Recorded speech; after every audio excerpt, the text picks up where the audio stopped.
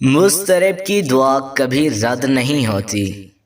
طواف کے دوران ایک دفعہ نابینا شخص دعا مانگ رہا تھا، یا اللہ مجھے آنکھیں دے دے، مجھے آنکھیں دے دے۔ اسی دوران حجاج بن یوسف بھی طواف کر رہا تھا۔ اس نے نابینا کی دعا سنی تو کہنے لگے، تو کب سے دعا کر رہا ہے؟ میرے 4 چکر رہتے ہیں، اگر تجھے 4 چکر سے پہلے آنکھیں نہ ملی تو تیرا سر اتار دوں گا۔ حجاج بن یوسف جو کہتے تھے وہ پورا بھی کر دیتے تھے۔ اب تو اس نابینا کو آنکھوں کے ساتھ ساتھ جان کی بھی فکر ہونے لگ گئی۔ اب تو اس نے رو رو کر آہو زاری سے دعا مانگنی شروع کر دی۔ اللہ تعالیٰ نے اس کی مراد پوری کر دی۔